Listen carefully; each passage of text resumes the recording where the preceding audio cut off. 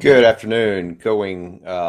Today, what we're going to talk about is planning your homeschool year. We're going to make sure we got everything set up correctly here um, as we're getting on. But we're going to be talking homeschool year, planning what we're going to be doing for the next year. It's December, so welcome to this opportunity here. We've just done a bunch of Black Friday Cyber Monday sales, and this is just a season to be doing a lot of sale activity.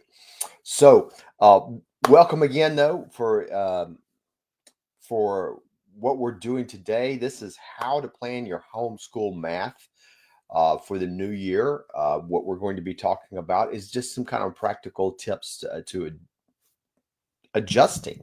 One of the things that I'm always finding is you have these great plans, or sometimes you don't have great plans, and then you're having to kind of adjust what you're doing. And even some of us that are newer to homeschooling, that's you're still trying to figure it out. Some people who have been doing it forever, you're still adjusting your schedules and what to do and what works. Your kids are different, and every year seems to be different what they're doing.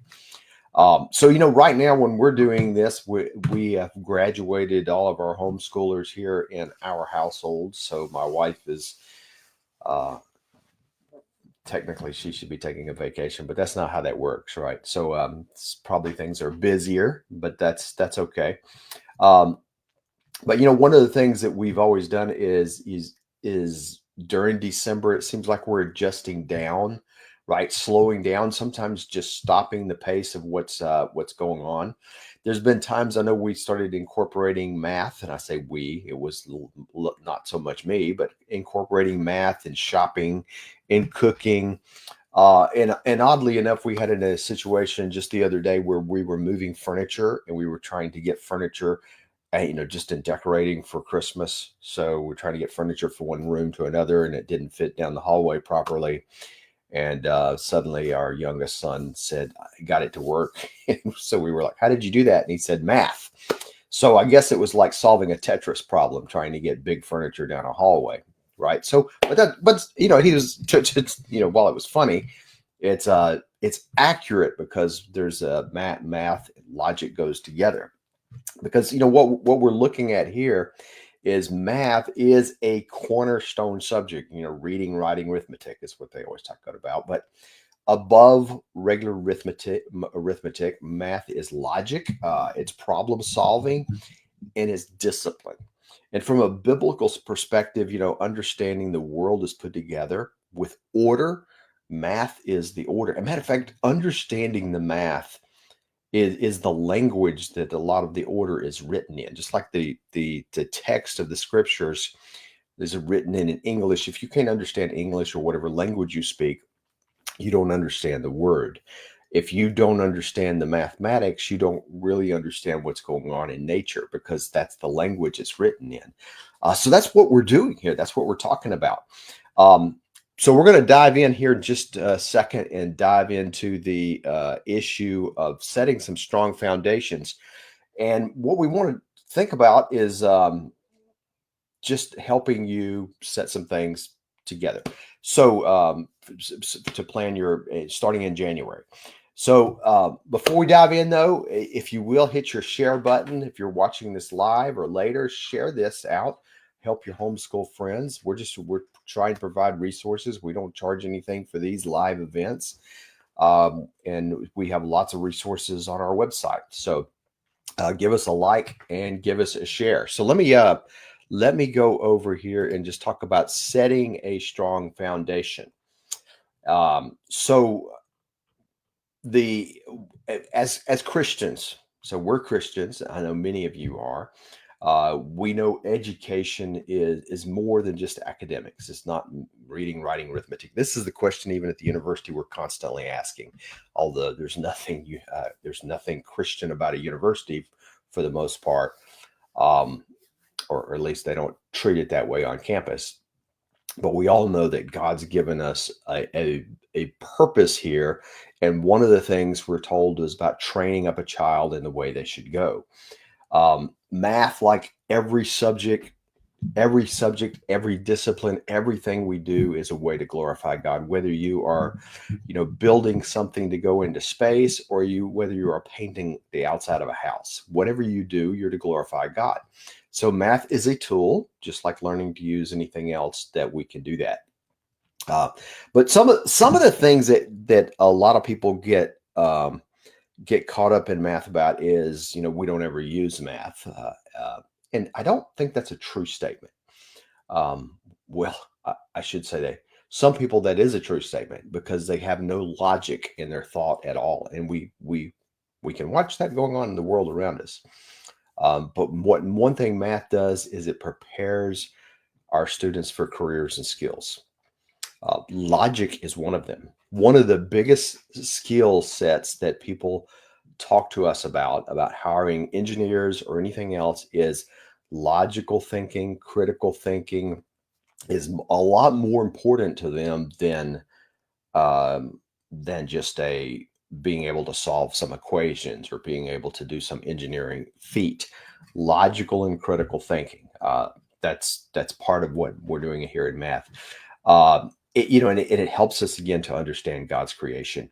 But if you are heading in a STEM path, if your son or daughter is heading in a STEM path, and a lot of times at this time of year, you're starting to see things, or we watch our students and they change, and their experiences and their interests change, and we can see it, and we might see them develop interest in this area, but it opens the door for those things.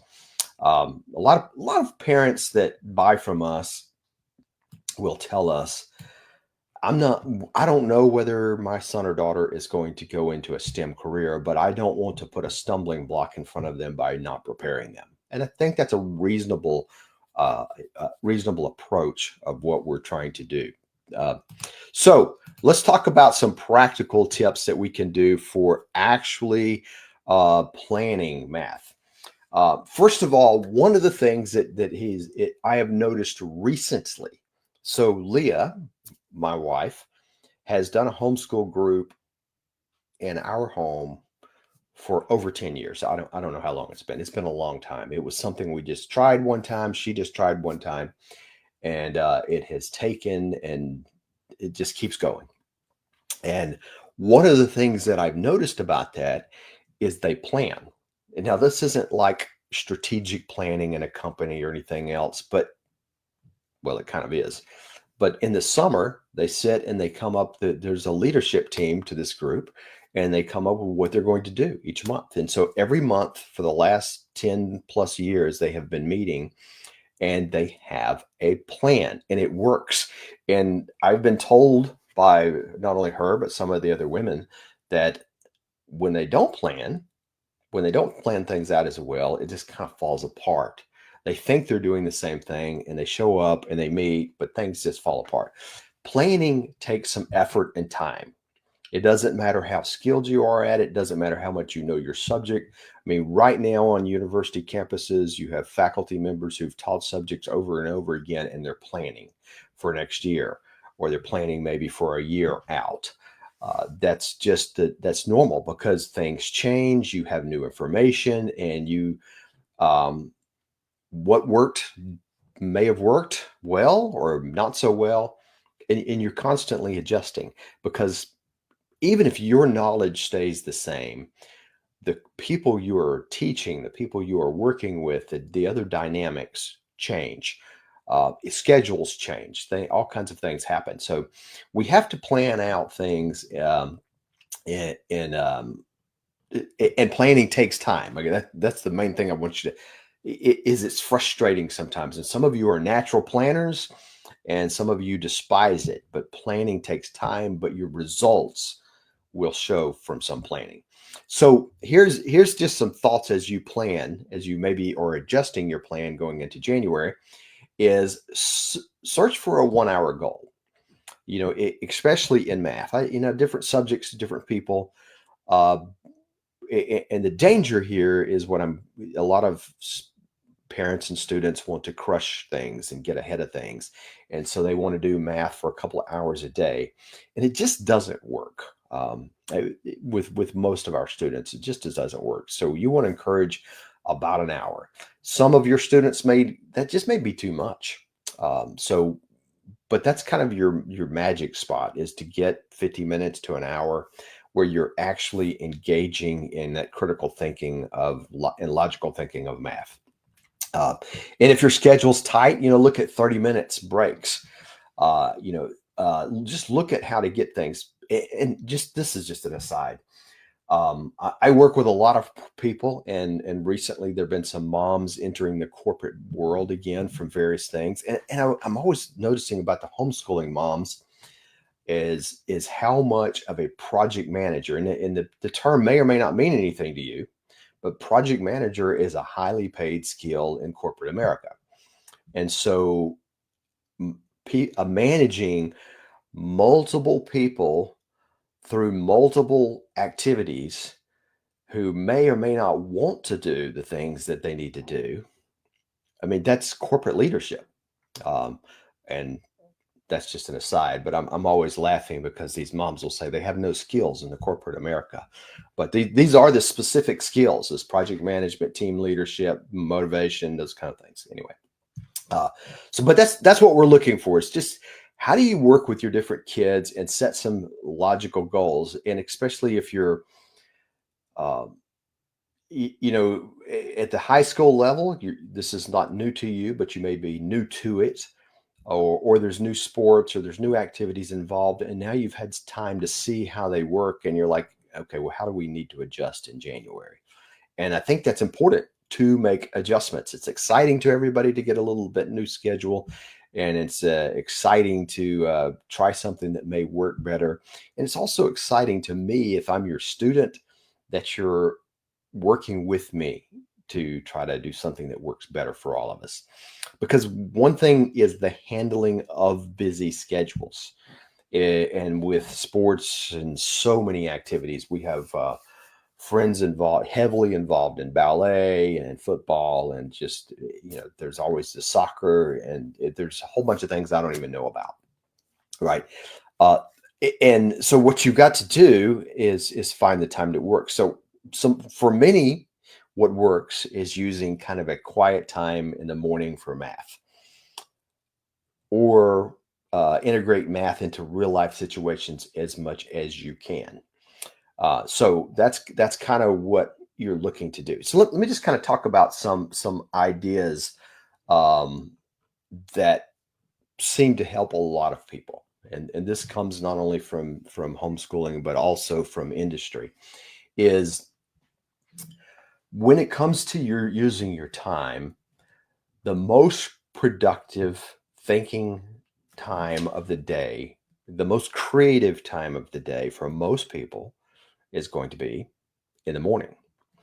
Now, that's not everybody, but I would say that's statistically, that's most of the population. So you have to be, if you're planning homeschool, you have to be, what subjects are do my students need most of their thinking, productive time, their critical thinking, their creative thinking? Where does that need to be? And for most of us in the afternoon, we're somewhat brain dead, right? I remember a homeschooling mom once said to us about homeschooling: if it doesn't happen before noon, it's not going to happen. And I think it's not only fairly accurate there, but it's fairly accurate in the corporate world. Routine tasks, things that don't take a lot of thought. I always think about things like washing dishes, or just routine stuff can happen in the afternoon. You don't need a lot of energy or thought to do that. You just do it. And so each student is going to be different. What subjects should you be focused on first thing in the morning, in those golden hours that they need to be the most creative? And what subjects can they do? And you might think, well, logically, math is going to be where you need the most creative and thinking power, but it depends on the student, right? For some students, they're going to need more of that in the literature, and the math is easier. They can just flow right through the math. It doesn't bother them. But usually, yes, it's the harder, more thoughtful subjects in the morning, and the things that are more fun to them in the afternoon. And again, this is, it just depends on your student. Um, One thing that really helps, giving your students to give you some thoughtful input about this. There's nothing more motivating to I think a lot of us that we have some input about how we spend our day, and somebody isn't just telling us. That's the difference between working for some team, owning your own business, or having the freedom and flexibility to adjust your schedule. Most of the corporate America has a lot of time to adjust their schedule. If you're working at McDonald's, you don't. You just do what's needs to be done. And those kind of, some of us thrive in one environment, and most of us thrive in the environment where we have a little bit of flexibility in how we arrange our day. So ask them for their input. So here's kind of a way that we have arranged a lot of our math material is is is Monday doing some kind of new lesson, watching a video, reading the textbook, or using some material that's been provided, just absorbing a concept. And I'm using math. This may be true for multiple subjects too, but Monday is a day to take in new concepts. Tuesday would be a great day for, okay, let's practice some of these problems. Let's jump in, try some of the things. Maybe it's time just to try some of the problems out of the book. Wednesday, getting into some of the hands-on activity, more problem work where you're actually doing less than watching. And that's how most of our students are doing things. They're not necessarily watching videos every day, but it depends on their schedule, right? But and then Thursday might be a day that you're reviewing, patching up some things, and Friday, you might try to do some fun activities. Now, and you get into higher math, it's probably going to be faster pace. Monday will be a new lesson. Tuesday will be working some problems. Wednesday might be a new lesson again. Thursday, working some problems. Friday, patching things up. Where are we missing things? But we have a syllabus. But remember, a syllabus is given to you in an ideal world by faculty members or by people who are just dividing. There's so many chapters, and let's divide them out. And we know that things don't really work that way. So you have to, like it or not, as leader, as teacher, as project manager, help your students divide this up, or let them help divide it up. As long as they're making progress, that's all that matters, right? So looking for a rhythm. This is what we're really talking about: a rhythm that actually works. And it takes some experimentation, but having a plan, even though it's probably wrong, helps you get off to the start. And what I mean by wrong is every plan we write out is wrong, just guaranteed, because things change, right? So just having some kind of plan. So the easiest way to do this is, on a yellow pad or a Microsoft Word document or whatever you use on your computer. It's just typing up kind of a schedule. What am I going to do each day, and putting each student in there, and just here's what we think we're going to do. And then asking for input. Okay, we can adjust these things. And then you've got a plan. And then you adjust every day, you adjust every week, and you have a syllabus to tell you where you're going. Right? That's the map of what city I'm supposed to be reaching, right? At what time. Is the syllabus will tell us, hey, you should be in chapter 3 by now, or you should be in chapter 6 by now. And that helps us guide our effort. All right. So that's the main thing is take a little bit of time if you can. This busy, it's crazy. Take a bit of time and just look at your schedule, what's working, what's not, and make some adjustments. This does not have to be an all-day thing. This is not like a corporate retreat where we go out to the ski slopes and spend a whole week doing this and spend thousands and thousands of dollars. You could do that too, but you might want to just go to a coffee shop or just get away for a minute and get this done. But it really pays off. Having some planning, having some thought about what you're doing really, really pays off. All right, as we think about math, though, I just want to step back and give you a big picture, because in your planning, thinking about what you're doing is college prep is probably what a lot of you are thinking, not all of you, clearly. Um, so as you're doing high school math and high school science and some of your critical subjects, these can be foundational for college prep. The universities will tell us as a whole that you need at least algebra and some literature and some biology, and that's kind of the basic level of expectations. Um, if you're going into a college, though, it's probably more like algebra and geometry because that's what the ACT and SAT require. I would even move that up to algebra 2 or trig, especially if you're going to some kind of STEM career. A lot of you will jump into co-op or dual enrollment courses in the high school level.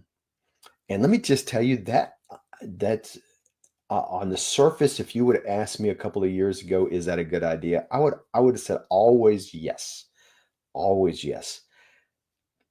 I'm changing my opinion on that. The results vary, and some things are just disastrous. Let's just face it. Just because you have you're going somewhere and you're sending Johnny or Susie to a school that's a university, and you're putting them or to a junior college or whatever it may be, and you're going to get college credit. And sure, you will get the college credit. You may have somebody who is lousy at teaching. And we all know there's a lot of them. There's a lot of people who cannot speak good English. So maybe they're a good teacher, but they can't speak enough English to convey, or they don't really care to convey. They don't know their subject well, and maybe all of the above. I was told by a student just the other day that he's taking some, I think it was a math class, and he said it was all of the above. He says it wasn't that I didn't understand the guy. He says, but the guy had no desire for me to understand him, and I don't think he knows what he's talking about. This dual credit, dual enrollment, it sounds great. Everybody pushes it, but what's your real goal, right? The real goal is to get in, and for many of you, scholarships. And how can you do that? Because there's different ways to play the dual enrollment game, right? For instance, in the math subjects, you can either dual enroll in a credit and get the credit for algebra 2 or trig or pre-calculus, whatever it is, or you can test into it. So you know it so well, when you take the test, you don't even have to take calculus 1, and boom, you just have moved ahead.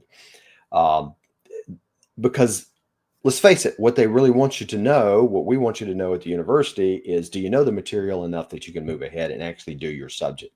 So, as you're doing the college prep, and I realize that's probably a thing that many of you are thinking about, is dual enrollment. Some of you are already doing it. Some of you have had great results, but I've seen a lot of dismal results. And I've seen a lot of students end up at the major university and not be ready. And they would have been better off, sticking with some of the quality homeschool material. But if you're not in the college path, math's value for trade, for entrepreneurship, for everyday problem solving is absolutely critical. We have a friend who helps students prepare for the trades. I mean, electricians, plumbers, welders, everything else. Now he's not teaching the specifics, but he's helping them prepare to get into them, because what he's realized is a lot of students, even though they may have made good grades in school, they don't know enough math. That's his words, not mine. They don't know enough math to be able to perform. They don't know how some practical math skills. They can't read a tape measure. They don't know what angles are. They don't know how to use some basic tools. They just don't have any critical thinking about when you're actually going to build something. And so he's teaching them that. He has a foundation or something to teach kids this material. Now, math obviously equips our kids to do finances and be better stewards of their resources, obviously, if we're taught that way. Our course, How Money Works, that's what it's all about. It's about, doing those things doing those things and getting employed. All right. So Real quick, so we've put into the chat box over here 20% off. We're doing this. I think we're doing this all of December, or I just blew it and said that. But it was 20% off of Algebra 1, and let's see where we are. Algebra 1 and Geometry. Everything you need, which means the online videos, the books, everything that you need to take the course, all the way through December. At least that's what my note says. So hopefully I've got that right. But whatever's on the website, whatever is you'll find on Facebook, whatever you'll see in the email. By the way, if you're not on our email list, you want to be, because that's usually where we announce these kind of things. And you can either, you can just go to our website and get on the email list. Of course, we usually mention things here, but I can't guarantee you that. All right, so so that's pinned in the information on that is pinned in the comment below. All right, let's see where we are. All right, very good. Okay, so I guess that's where we're going to wrap that today. That's we wanted to just give you some thoughts. I know you're busy here, but I do want to ask, share this with other people. Take just a second. It takes probably half a second to do it, to share it, to like it, to send it to other people, because there's a lot of people out there looking for help. We constantly run into people who tell us they buy from us, and they'll reach out to us and they'll say, we never knew you existed. And I know that's the role of advertising, but really what happens, that happens through other people mentioning products and services that they find useful. Okay, so let's see if we have any other comments or questions that I was supposed to mention here. I think that has got it. So we will be back here. We will be back here next Thursday as planned. I guess as we get in closer to the holidays, we'll make some adjustments. But we'll be here next Thursday, and see you then.